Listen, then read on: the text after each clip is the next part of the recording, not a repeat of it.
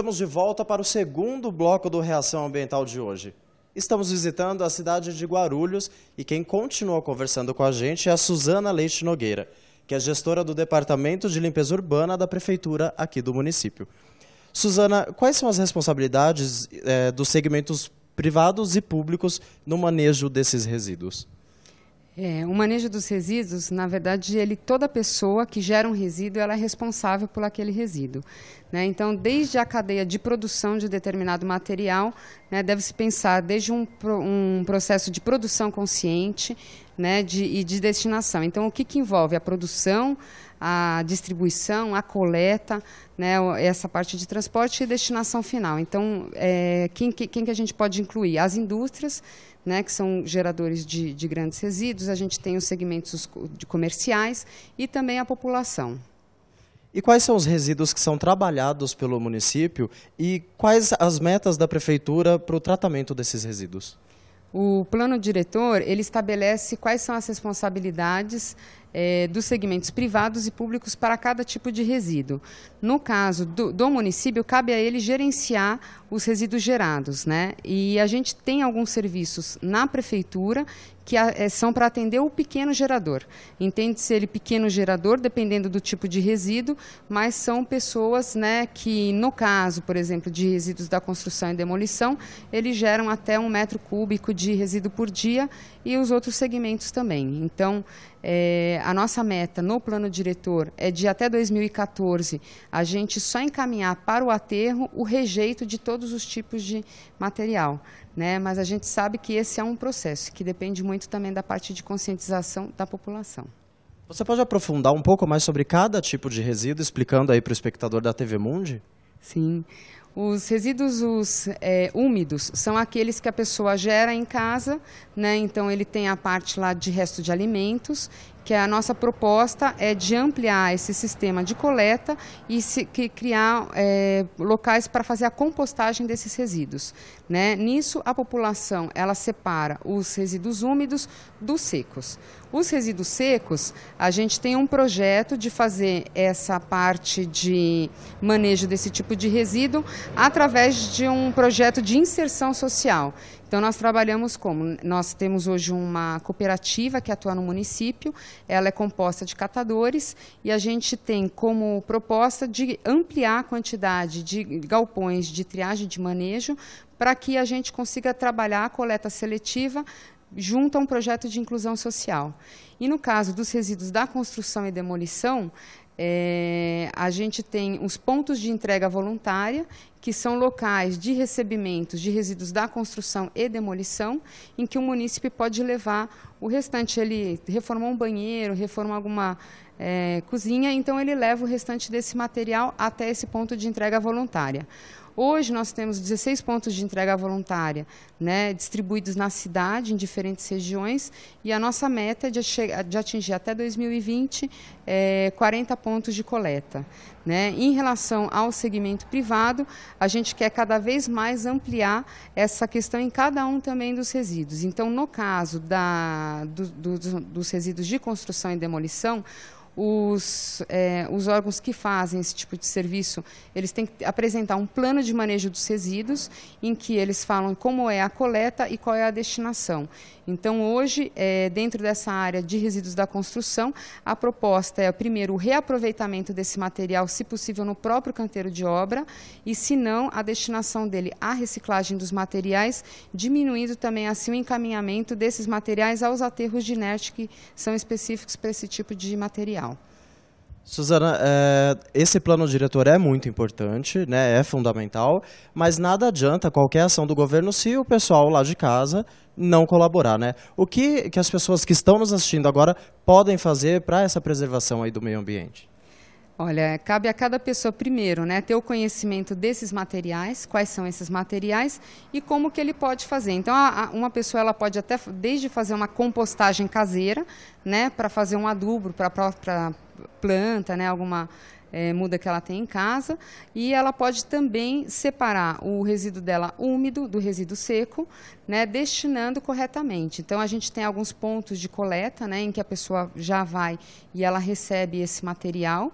e a gente consegue, com isso, melhorar essa condição. A nossa proposta também é aumentar esses pontos de coleta, tanto de responsabilidade do segmento público quanto privado, né? Então, daí no caso, interessante também que o segmento privado ele entenda a importância, né, desse manejo sustentável, e a gente tem outro processo que vai da questão mesmo de conscientização mesmo dos segmentos.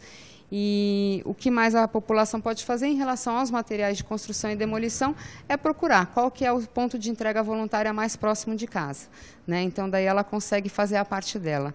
Com isso, a gente consegue, de fato, fazendo essa separação, a gente consegue, de fato, uma cidade mais limpa, um ambiente mais saudável, né? E a gente sabe que isso, para o futuro, é imprescindível para a nossa cidade. Suzana, o plano diretor aqui de Guarulhos fala sobre a logística reversa. Você pode explicar para o nosso espectador o que é isso? A logística reversa, ele é o processo em que quem fabrica o produto é responsável pela destinação final desse produto, né? Então, a proposta do plano diretor é trabalhar com a logística reversa em todos os segmentos de produção, né? Hoje, pela lei nacional, já tem 5 grupos que estão incluídos e que já têm a obrigação pela destinação de seus resíduos, que são pneus, lâmpadas fluorescentes, eletroeletrônicos, pilhas e baterias e óleos lubrificantes. Então, cada um desses produtores, seja ele, né, o fabricante, o distribuidor, eles têm que formar uma cadeia, pontos de coleta para recebimento desses materiais pelo munícipe. Ou seja, na prática, se eu compro uma lâmpada em uma determinada loja, ela é fornecedora do produto, ela não é fabricante, mas é fornecedora. Ela deveria, então, me oferecer a oportunidade de descartar a lâmpada queimada lá, por exemplo? Isso. Então, a proposta é chegar exatamente nesse local ou em outros pontos de coleta, né? Então, existem alguns acordos setoriais que estão sendo estabelecidos para, de fato, entender como que se faz depois a captação desses materiais. Existe uma dificuldade dentro desses próprios setores? Existe ainda uma dificuldade porque, assim, muitas vezes o fabricante ele é de um produto, né, e a gente sabe que a cadeia de produção ela estabelece vários fabricantes. Por isso que a gente precisa, de fato, ter um consenso, né, entre os fabricantes daquele determinado produto para que a gente consiga, de fato, fluir com todo esse tipo de resíduo em cada município. Então, na prática, seria o ideal que os fabricantes aceitassem a devolução de qualquer outra marca, é isso? Então, esse é um acordo que eles têm que fazer, mas é claro que para o munícipe é sempre interessante ele poder fazer a destinação correta em alguns pontos específicos de coleta, independente da marca do produto que ele consumiu. Desses 5 produtos que são os mais comuns, qual é o mais difícil para o descarte? O mais difícil, eu entendo que seja a lâmpada fluorescente, pelo fato dela ser um resíduo perigoso, né? Ela tem uma questão específica de manejo, né? Então, eu entendo que ela é um tipo de resíduo que ela tem que ser melhor trabalhada. E se a gente compra a lâmpada queima e a gente não encontra um ponto de coleta desse, o que é o ideal fazer com esse produto? Então, na verdade, as prefeituras elas já estão se estruturando, né, com alguns locais, inclusive, de reciclagem dos tipos de resíduos, né? Aqui em Guarulhos, a gente tem uma recicladora de lâmpadas que faz o recebimento desses produtos, né? Só que ela tem um valor que ela cobra por cada unidade de lâmpada que ela recebe. Os pneus para vocês são problemas também, né?